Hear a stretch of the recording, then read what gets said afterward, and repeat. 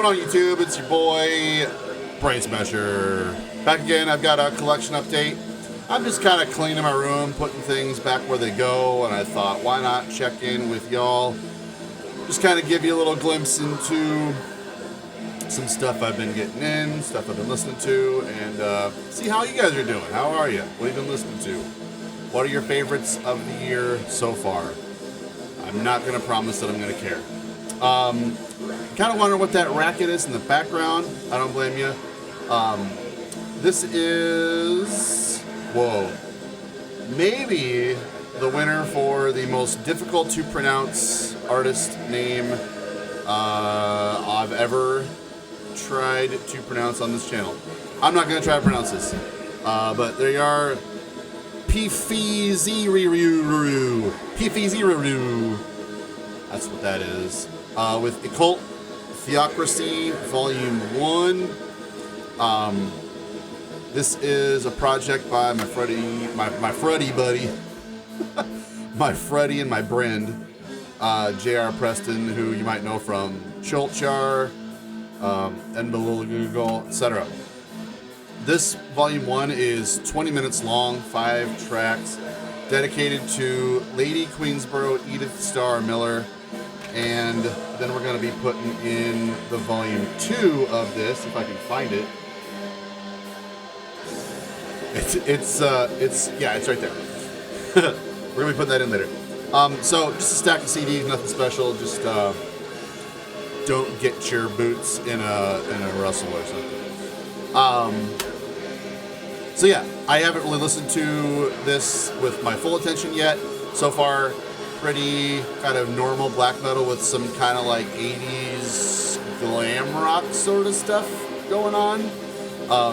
JR is always a really interesting character, figure, artist, musician. Always doing something just a little bit different in the vein of being oppositional to what is the current status quo. And I love that.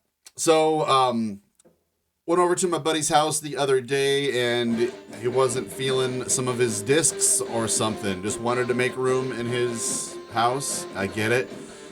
Said to go nuts. I only got a couple CDs, but I picked this up. So I do have an OG, Osmos press of this. Probably one of the few times you'll see me talk about this band on this channel. I just feel like you guys have Blasphemy covered, okay? I don't need to tell you anything about this. But so this has the Blood Upon the Altar demo as a bonus on it, which I didn't have on any format, and I don't know if I've ever heard yet even. But sometimes I would maybe tell you that I prefer the Gods of War to Fallen Angel of Doom. One, because I just like being an oppositional prick, and two, like, it's more death metal riffing than the Fallen Angel of Doom. And I kind of feel like Fallen Angel of Doom I've heard regurgitated 150 times. And sometimes I like it. It's just that I don't really go back to it all that often. I do have an OG press of Fallen Angel of Doom over there somewhere. I just, it's one of those things where so many people talk about it so much that I just don't even really bother spending much time with it. However, this is pretty good. I kind of try and remind people that Blasphemy have another album that isn't too bad. So, yeah. Haven't listened to the Blood Upon the Altar demo stuff yet. So my new honey hole came through with something. I saw this in a picture that they had posted on Facebook the other day, and I thought, there's a name I haven't seen in a long time. I remembered it being on Warhead Records, which is an Australian label. And so I thought, Warhead had some good stuff on it. I think I'll pick that up.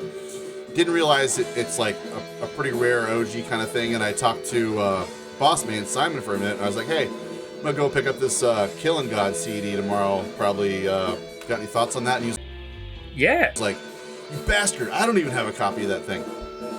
So, we're always in this competition of like getting OG presses that the others don't have. So far, I think Simon's winning, and in fact, dude has a pile of OGs coming in pretty soon that I'm stoked to see what he has.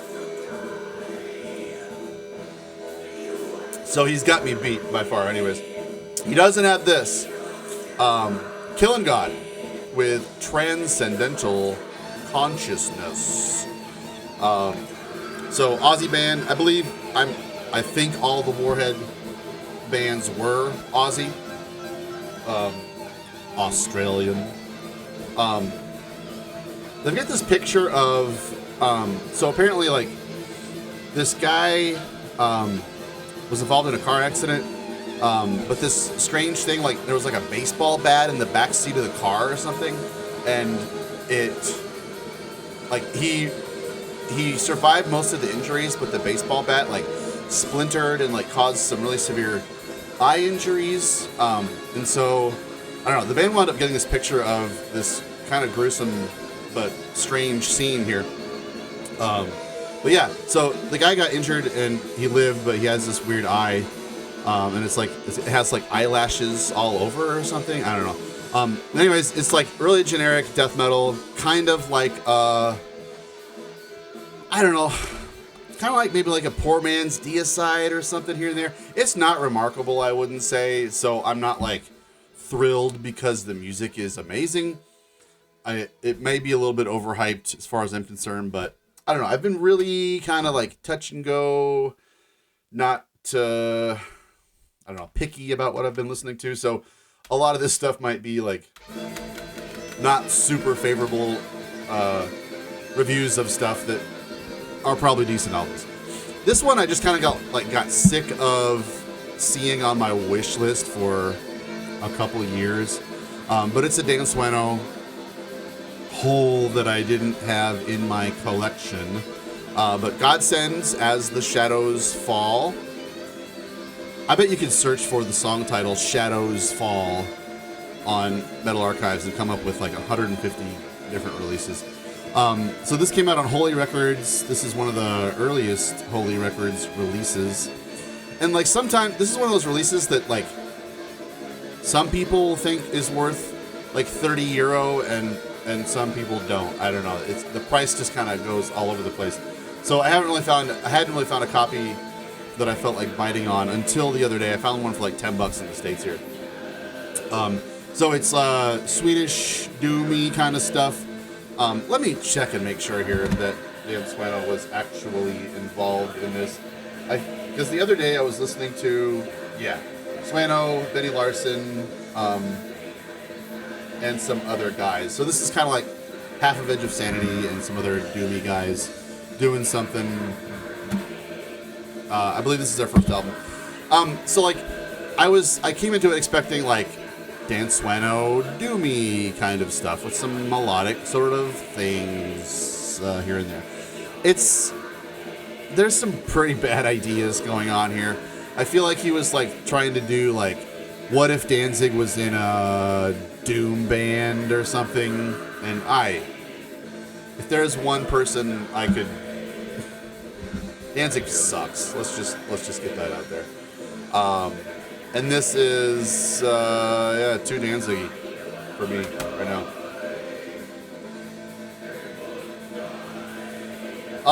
Next we've got how did I wind up listening to this band even? Oh, I know. So I've been on a real Judas Iscariot kick. And on some release, maybe it was a 7-inch or something, he did a cover of Crimson Evenfall, which is a project that preceded Musta Surma, who are kind of a pretty well-known Finnish black metal band. I don't really, aside from some splits, I'm not really familiar with them. But so Werwolf, Thurwolf Records put this compendium of their demos out a couple years ago. That label can suck my nards, so I bought this used from somebody on Discogs. But this is great stuff. Even though the person behind Werewolf Records is a scumbag piece of shit, he knows what good black metal is. I'm not gonna... There's no pictures in this thing. That's it. But yeah, it's just good standard quality 90s Finnish black metal. Nothing super amazing, but I've been just in the mood for some stuff like that. Stuff like this. Yeah. Also been kind of feeling some heavy metal stuff. I put on Chastain's Rulers of the Wasteland the other day. I feel like every time I put that record on, it floors me, and I remember it's an incredible record, incredible band. Leatherly, was an incredible vocalist, and it's an album and a band that I'm kind of newer to. In the last 5 years or so, I'm coming around to listening to them. They're amazing. They have such a burden in my mind that I feel guilty for not constantly listening to Rulers of the Wasteland and listening to something else. Anyways, I didn't have their first album, Mystery Evolution. Dive Bomb reissued this a couple of years ago with some bonus tracks. And is it nearly as amazing as Rulers of the Wasteland? No. But as far as I'm hearing, the first 3-4 of Chastain are pretty fucking great. But yeah, I don't know. I just didn't really feel this one had nearly as much power and energy as Rulers of the Wasteland did. But again, we could chalk this up to me just being pretty picky lately. I don't know. Here's another one that just, I don't know, I threw it on my wish list at some point for some reason, and wound up just buying it the other day because I found a cheap copy of it. But I don't see a lot of people talk about this, and this is killer. Scabbard? Dude, I've got to get my glare shit figured out.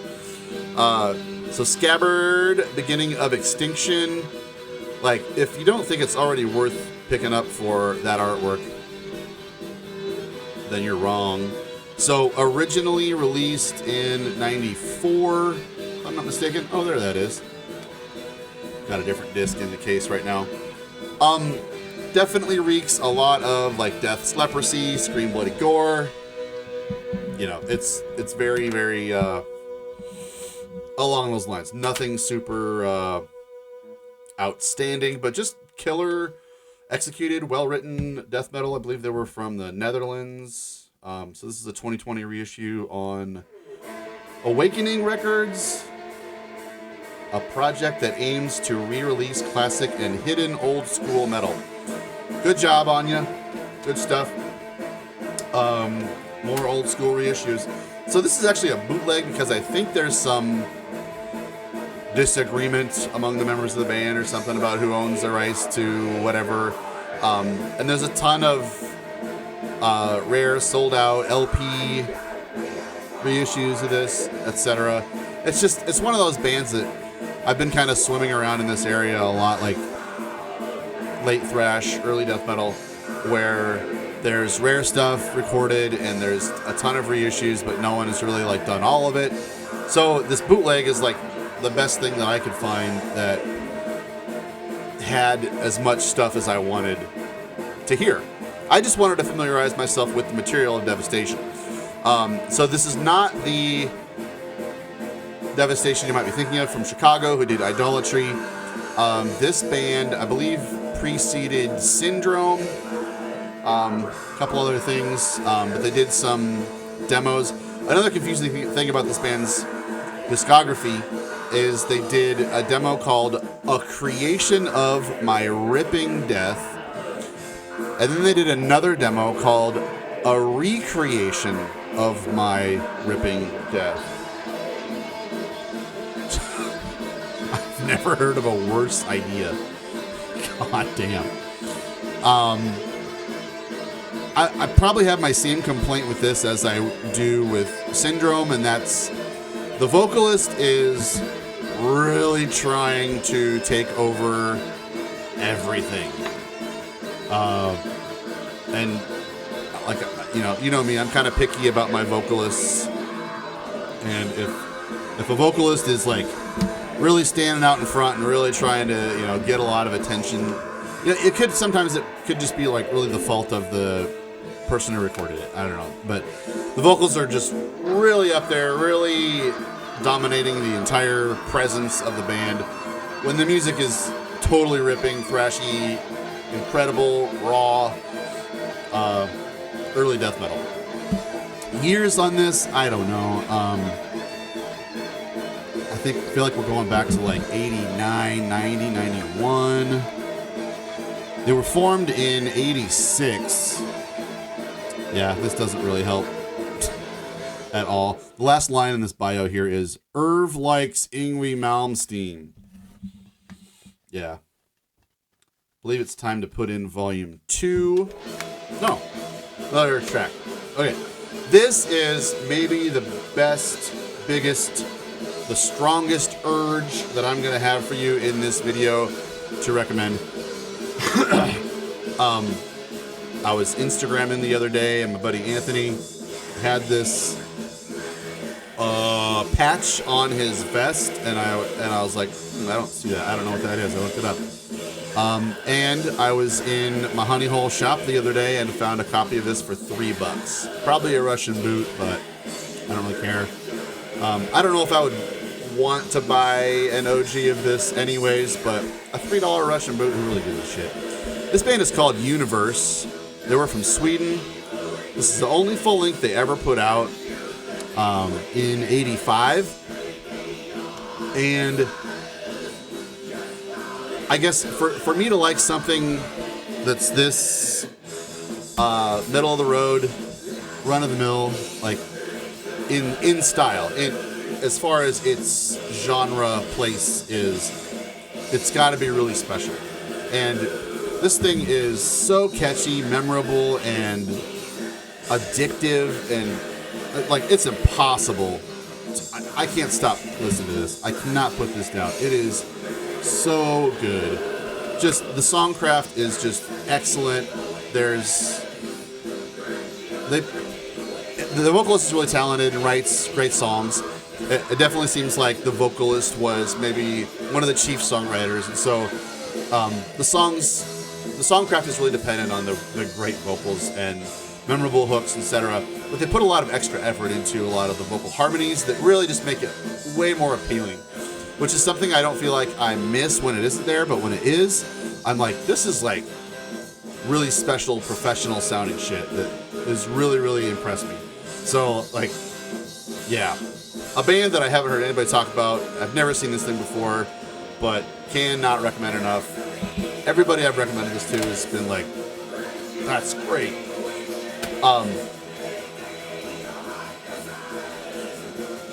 Here's another one that, I don't know. This kind of dwells in a realm that I don't really spend a lot of time listening to, I guess, but do more now. I don't know. Vile with Stench of the Deceased. So here is a Listenable Records reissue. There's the original cover of it. So it was self-released originally, and this reissue, let's just say a couple years ago, not too easy to find. I wound up getting this on Amazon, I think, and it was like the only person selling it in the States.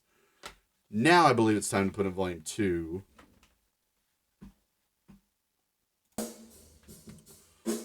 Volume 2 is also 20 minutes long, so I don't understand why he did 2 volumes of this 40-minute album. But this one is same dedication. So this is Occult Theocracy, Volume 2.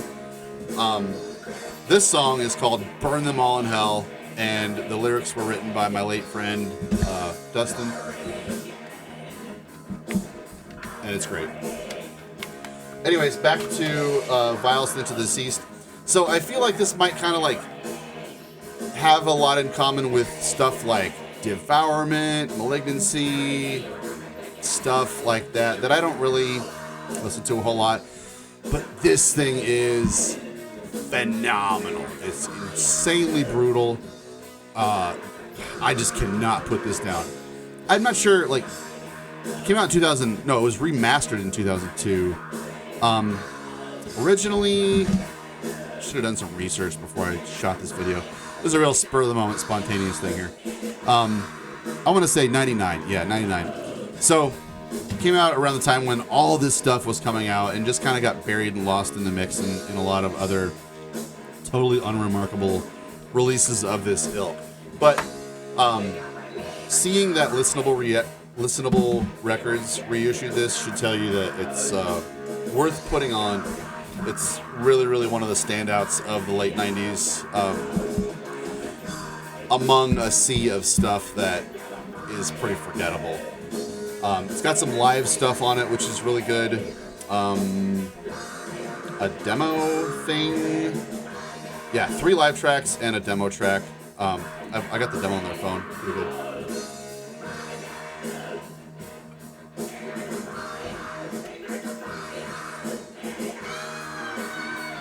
Also picked this up in my honey hole, and I believe this rounds out my Edge of Sanity collection. And since this came out in 2003, you know, I was already an Edge of Sanity fan, but I think my mindset back when this came out was that I didn't really pay attention to it because I thought, you know, anything that's coming out now, even back then when I, like a couple years after getting into metal, like 4 years after getting into metal, actually this would have been like more like 6 years after getting into metal, but I distinctly remember like 5 years after getting into metal just being like, stuff that comes out now is not good. Only the old stuff is good. It's like, where did I pick this up? This is the final, I think, Edge of Sanity album, Crimson 2. And I was reminded, I feel like I was like ignorant of this album's existence. Forgot all about it, didn't care, whatever, until my man Jeff showed this in a video a couple of years ago now or so, and I thought, you know what, I should really get around to picking that up. Why not? And here it was. I don't know if I paid like $3 or $10 for this thing or whatever, but it's really good. I haven't really paid attention to it enough to like understand the correlation or synergy or relationship that it has with Crimson 1. I don't know. I don't feel like Crimson 1 is really all that different from the other Edge of Sanity stuff, other than it's just a long, continuous song. This one is not, so it's just another Edge of Sanity album. It's killer, but that is such a Edge of Sanity were such a consistent band that it's kind of hard to say that any of them are really all that better or different from the others. They're just an outstanding band that did a ton of great stuff. Didn't really experiment with a whole lot of different things. I think everybody kind of loves Purgatory Afterglow the most. That one might be the most unique, but it's really all, it's, who cares which one's the best or whatever. R.I.P. Edge of Sanity. Here is an album that, when it came out, 98, yeah, on one of my favorite labels. This is where I started to kind of lose my faith in Necropolis Records. And I was like, you know what? We might be breaking up. I believe this is the last release on Necropolis to feature the old logo on it. It's really tiny. But yeah, like, this isn't a terrible album, but it's not as good as the other stuff that Necropolis put out. And I've seen, like, my buddy Eric Bauer talks about this album. Man, I don't really like it. Yeah, it's got like Charlie D'Angelo from Merciful Fate, members of Satanic Slaughter, Seance in it. I believe these guys were like huge. But this never really caught on in America as far as I can tell, even though Necropolis were an American label. It's really, really standard issue, kind of power metal, thrash kind of stuff. But yeah, when you get into, like, here's a signifier of an album that's going to be dumb. When you got corpse paint black metal guys hanging out with nuns with their tits out. Like, that's usually going to be a telltale sign that it's gonna suck. What a dumb thing. So it's fallen down now, but usually I try and have my poster up there. This is Obsequiae, but above that, a poster for this release, Venture Krieg. Actually, the poster is for the cassette version of this one. And so this is an EP that didn't come out actually, was recorded in 96 in Abyss Studios. And it is some hyper blasting, super well written Swedish black metal. So this is obviously like up to date art made for the cassette release. But when the cassette came out, it was limited to 100 copies, and I thought, holy shit, if I don't get a copy of this thing, I'm never going to have it. I didn't know there was ever going to be a CD copy of this, so I'm stoked that somebody put this out on CD, because that's my favorite format. So it just sat there unreleased until now.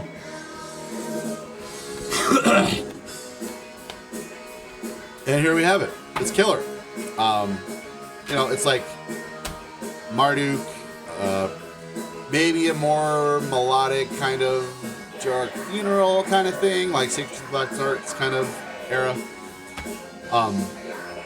Along those lines, this thing has blown me away since I picked it up.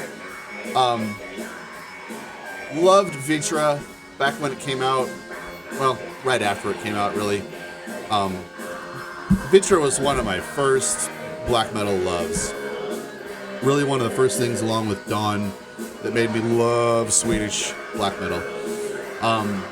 So when Diabolical came out, it was, I think, different enough from Vitra that I didn't really care for it. And it left a sour taste in my mouth, and I think I got rid of it pretty soon after I picked it up. And all these 25 years, I've thought, is it really that bad? I've never bothered to download it. I've never bothered to listen to it again and just reacquaint myself with the album. But over the last 5 years or so, I've been thinking, how bad could it really be? I was such a snooty teenager back then that I should probably pick it up again and give it a listen. The album that came out after this, Sheol, I remember a lot of American kids were kind of going nuts over it, and I was like, that band was done after 1997. However, picked this up on the cheap in my Honey Hole used bin the other day, and I love this. I absolutely love it. Sure, I can see why I didn't love it as an 18-year-old. It's maybe a little more intense. It's got a lot more fury to it, and so therefore the melodicism is kind of taking a backseat to the power that it has. But the songs are really, really well written. Also, I feel like a lot of people don't like Jens Ryden's vocals. I do. I don't have any complaint about him. I think he's really a good vocalist, so I would disagree with that quite a bit. I want to say after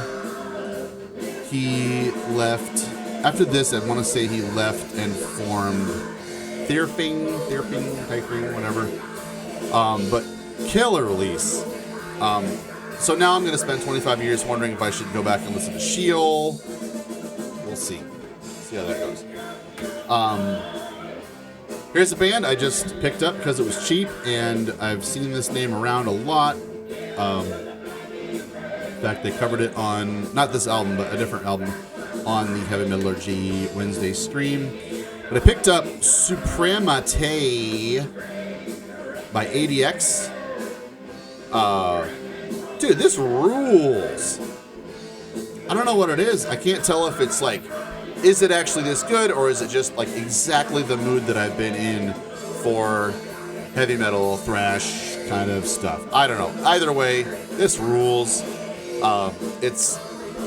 The vocals do kind of bother me because it's all in French, and it's a language, or maybe it's just this performance where the language, the phonetics of the singing get kind of distracting. It doesn't really have a flow to it that that I feel like is enjoyable. Not that it's horrible or anything. It's fine. It's a wonderful album, but the vocals are kind of distractingly like French, if that's a complaint at all. But awesome riffs. I really love the production on it. It's really dirty. It's kind of like the look of this album just is exactly how it sounds. I absolutely adore this thing. And I know there's 150,000 albums out there that are very similar to this that I would probably love, but I just don't care very often. So yeah, I just picked it up and wound up loving it, and that's the thrill of buying shit in a used bin that has cool stuff. One more, something I've had on my plan to get list for a really long time. So as you know, I've been kind of coming around to stuff that was influenced by Celtic Frost, having some, whatever. Here's a classic, Dream Death, Journey to Mystery. I don't know, back in the 90s, never heard anybody talk about this. Even in the aughts, I don't feel like most people were really, you know, promoting this thing. It was out of print, came out on a private label back in the 80s. So High Roller reissued this in 2021. I hate this. They have the cover to this in a 9-panel poster, folded in along with a booklet that has 21 pages in it or something. Fucking ridiculous. I'm never gonna take this out because I'm never gonna put it back in. Anyways, it's kind of like if South of Heaven era Slayer were playing more Celtic Frost influenced kind of, I want to say like speed metal because of the simplicity, but it was actually kind of slow. They were trying to be kind of like a spooky Halloweenish kind of thing. I feel like, I don't know, what's that band? Acid Witch? I feel like I don't listen to Acid Witch. I maybe have heard a couple songs or something, but I feel like this is a vibe they're probably like kind of aping. I want to say they're also both from Philadelphia or something like that. I probably am wrong about all that, but this is phenomenal. I've always meant to get this. Like I said, I had a phase last year where I was kind of like into what I was calling poor man's Slayer, which is a really killer genre. Speaking of that, we'll get into this next video. But yeah, so that's it. That's a pile of stuff. I'm gonna get out of your hair. Check out all this stuff.